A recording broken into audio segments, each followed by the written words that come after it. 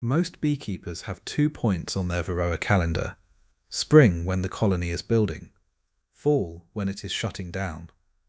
2 treatment windows, 2 rounds of miticide, sometimes more. And yet, by the time the August wash comes back, the numbers are often worse than they should be. Not dramatically, just quietly, consistently wrong, in a direction that doesn't add up. The question worth asking is not whether the treatments are right. Most treatments, applied correctly, do exactly what they are supposed to do. The question is whether the timing is right, and in most operations, across most of the American beekeeping calendar, the timing misses a window that exists only once per season. A window that is only visible if you know what changes inside the hive in July. There is a ratio, a number. It describes the relationship between 2 populations of mites, the ones reproducing inside capped brood cells where no product can reach them, and the ones riding on adult bees where a treatment can. That ratio determines almost everything about what a single application can accomplish. And every July, during the midsummer dearth, that ratio shifts. Quietly, without any visible signal in the hive, for approximately 1 week it crosses a threshold that does not exist at any other point in the year. Most beekeepers treat right through it, without knowing it was there. If reading the colony's biology instead of a treatment calendar is a different way of thinking about varroa management than you've been using, it should be. If you've been finding August counts higher than 2 spring treatments should produce, leave a comment with what you're typically seeing. It helps more beekeepers find this kind of content. Ohio commercial beekeepers in the 1930s and 1940s did not know about Varroa. They couldn't have. The mite wouldn't arrive in North America until 1987, but those beekeepers were reading something in July that most modern operations have stopped looking for. They were reading the colony's pace, the weight of the supers coming off in late June, the change in forager traffic at the entrance in the first week of July, the quiet that settled over a well-managed apiary when the white clover finished and the goldenrod was still 6 weeks away. Some of the documented Ohio commercial records from that period use a phrase that shows up more than once in the management notes. The quiet period, the stretch between major flows when the colony stopped building and started maintaining.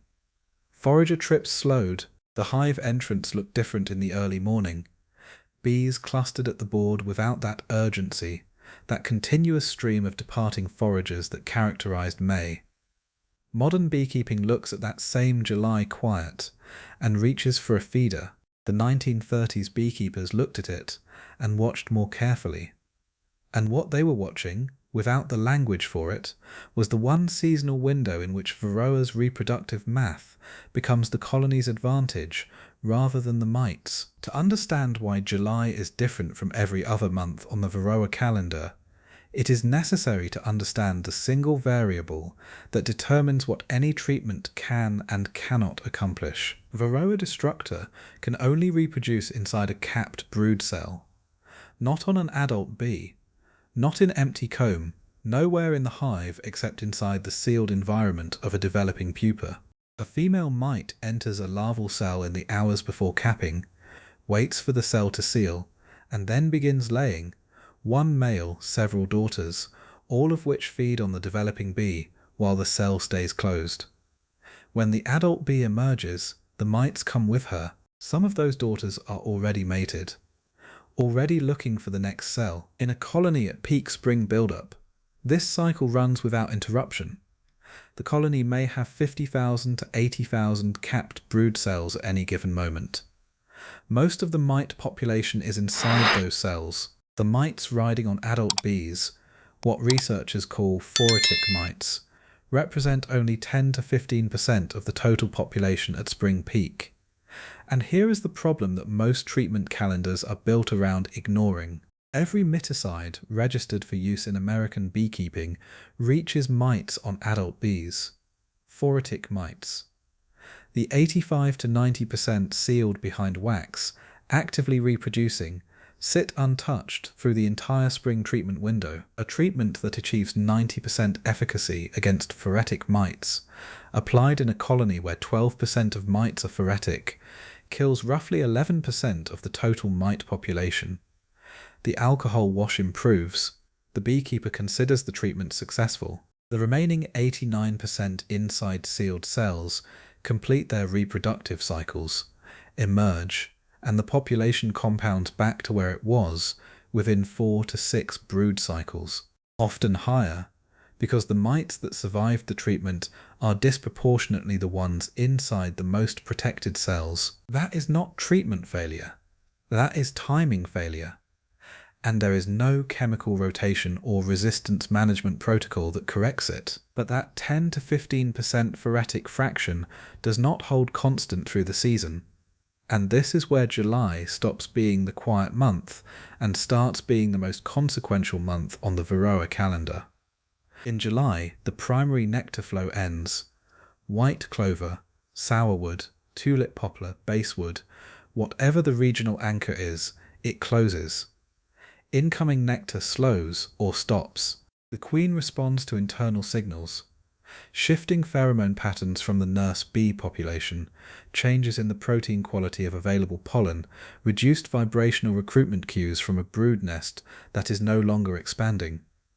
Her laying rate decreases, not dramatically, not in a way that looks like failure to a beekeeper running a routine inspection, but measurably. A queen producing 1,500 eggs per day in late May may be laying 800 to 900 per day in the first week of July. In a pronounced dearth, that number falls further. Fewer eggs today means fewer sealed cells 3 weeks from now. The brood nest contracts. Slowly at first, it takes 2 to 3 weeks for the reduction in laying rate to fully express itself in the total capped cell count, but consistently and predictably. And as the capped brood volume falls, the proportion of mites on adult bees rises. This is not a small shift. In a colony whose capped brood volume has declined 30 to 40% from its spring peak, phoretic mites may represent 25 to 30% of the total mite population. In a colony where the dearth is more pronounced and the queen has reduced laying significantly, that fraction may reach 35% or higher. In the most pronounced natural dearths, some experienced beekeepers' records suggest it has reached 40%. That shift changes what a treatment accomplishes by a factor of 2 to 3.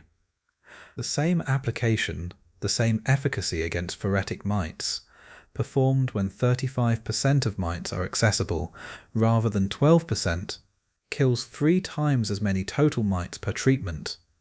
No change in product, no change in dose. The only variable that changed is when the treatment was applied relative to the colony's own biology. That is the number most treatment schedules never calculate. The phoretic fraction. The number that changes in July. The 1930s Ohio commercial operations weren't calculating phoretic fractions.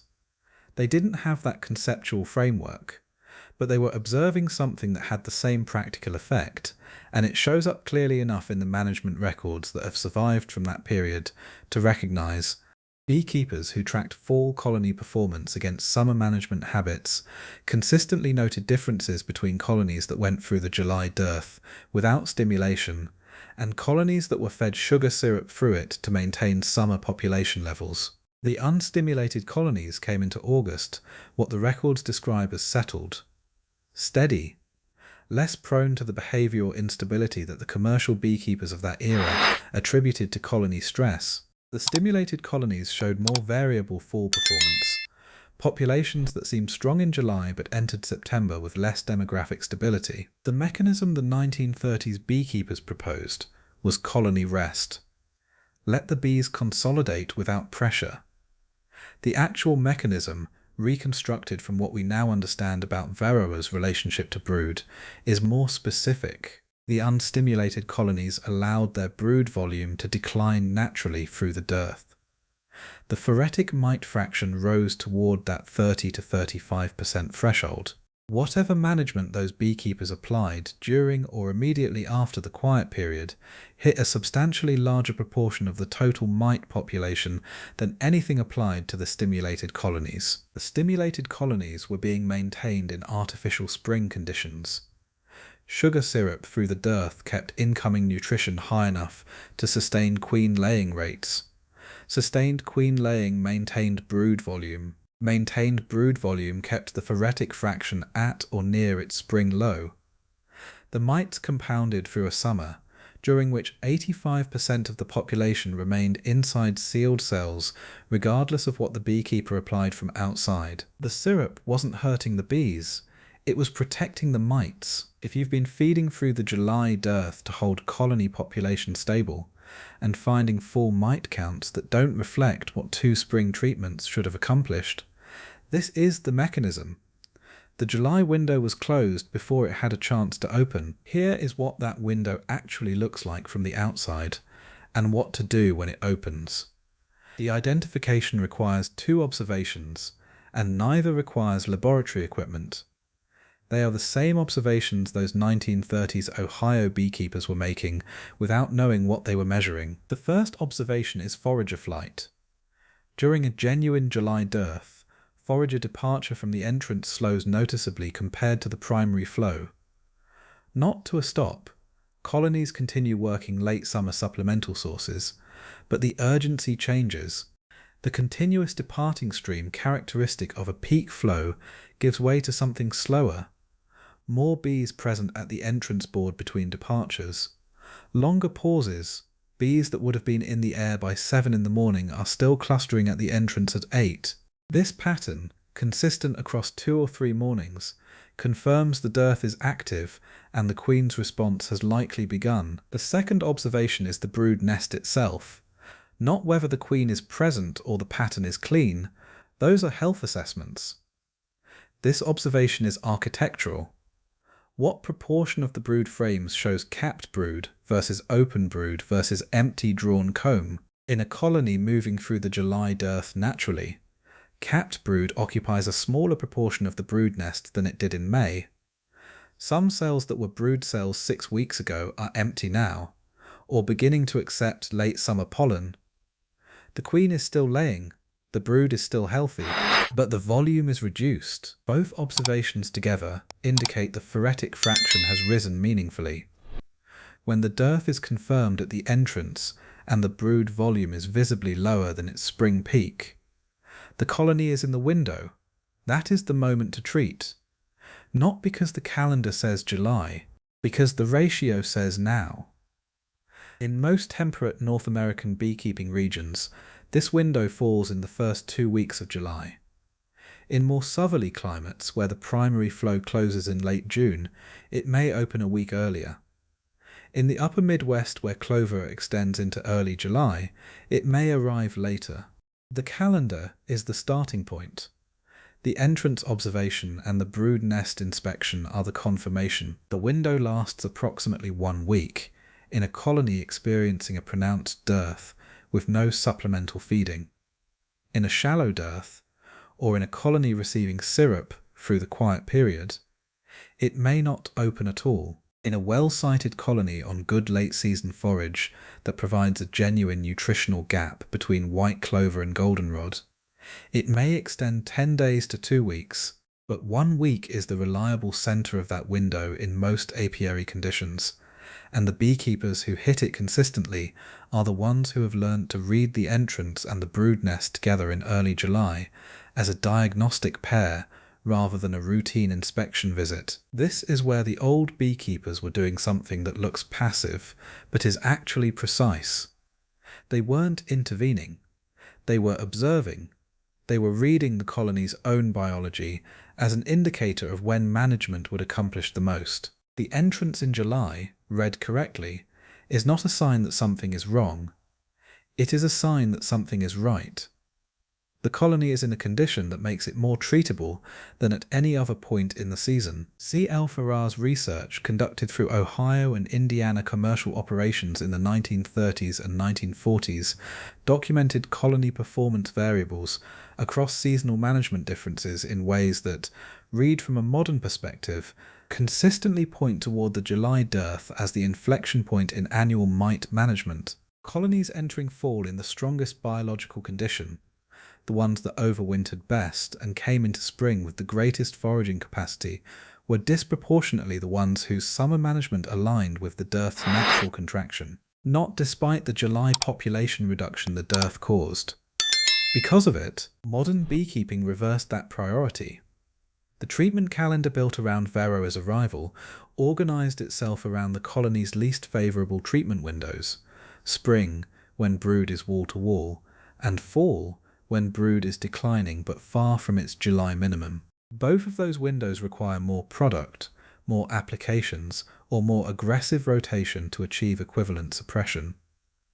The calendar that created the most treatment demand was also, predictably, the one that got published. A beekeeper who identified the July phoretic peak and timed a single oxalic acid vaporization to it, during the week when the forager flight had quieted and the brood volume had visibly declined, was a beekeeper who needed one well-placed application in July, rather than 2 or 3 at suboptimal timing. That did not fit the consumption model the industry built its advice around. And so the July window disappeared from the published recommendations, not because it didn't work, but because it worked too efficiently. A colony that enters September with a mite load suppressed during the July phoretic peak builds its winter bee cohort under different conditions than one that enters September after spring-heavy treatment applications that left the July brood untouched. The winter bees, the long-lived diutinous bees that determine April survival, develop their fat bodies and accumulate vitellogenin in a colony with minimal mite pressure. They form a cluster in October that is physiologically complete. They survive at higher rates, and the beekeeper who gets that outcome did it with one well-timed July treatment, rather than 3 applications that each hit the colony when the biology was working against them. The window is still there every July. The biology hasn't moved. The queen still reduces her laying rate when the flow ends. The brood nest still contracts.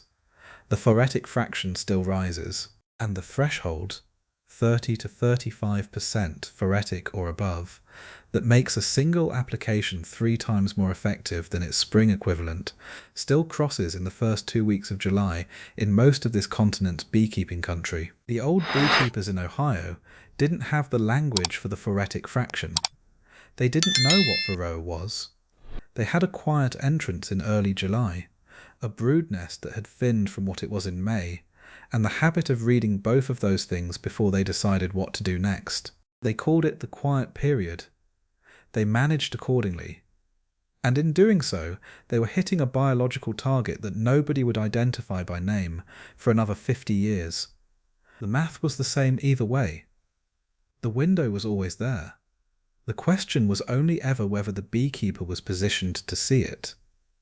If reading the colony instead of the calendar, making management decisions based on what the biology is doing, rather than what the product schedule says, is the kind of reasoning that changes how you approach the summer months, subscribe. There is more ahead. The kind of precision that produces consistent results doesn't come from the catalogue. It comes from what you learn to read at the entrance in the early morning before you ever reach for the hive tool.